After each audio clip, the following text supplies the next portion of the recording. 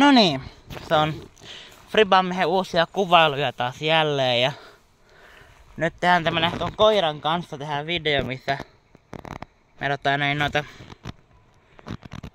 esittelen noin mun kaikki mun Discmanian P2, mitä multa löytyy täältä multa.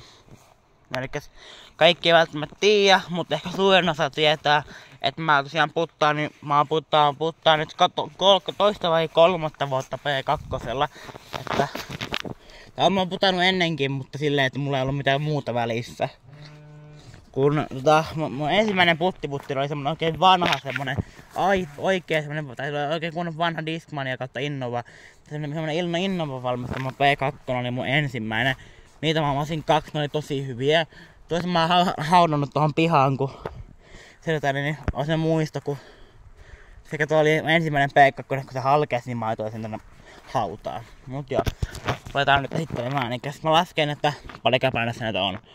1, 2, 3, 4, 5, 6, 7, 8, 9, 10, 11, 12 P2. Ja me nyt aloitetaan näistä. Kaikki näistä on Flex 2, D-Line Flex 2. Niin ihan ensimmäisenä Bagin puttiputterit. No oikein kuluneet. Niitä 2 kappaletta. Joo. Sitten noista pari sinistä. Samanlaisia.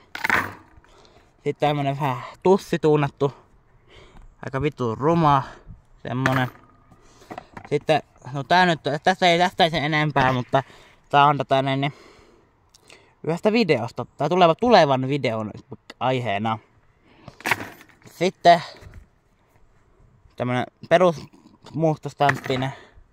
Sitten tääkin on P2, että mä nyt laitan sen tähän, kun kun mä sanoin äsken, että kaikki on Flex 2, niin se ei oo. Mä en muistanut tätä, eli C-Line P2, Skyguard IV4.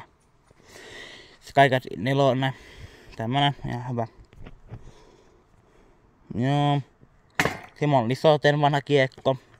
Sitten tämmönen keltainen Flex 2 P2.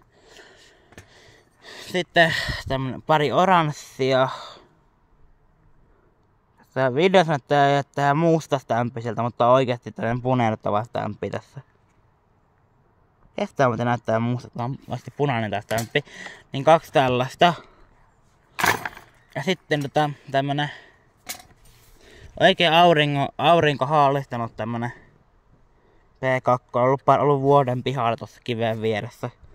Treeniputterit kaikki näistä, paitsi oikeastaan kaikki muut näistä, paitsi tuo Skyguard ja no puttiputterit, niin no oikeastaan kaikki paitsi Skyguard on mun niinku treeniputtereita. Millä mä treenaan puttia.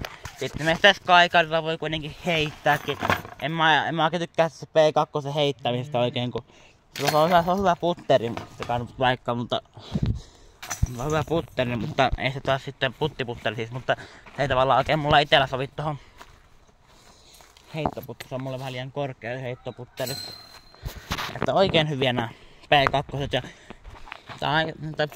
et tuosta jos haluatte kokeilla Discmanian P-sarjaa, niin no P1 on ihan hyvä, mutta itse tykkään enemmän P2, mä tykkään sitä pienestä seidistä.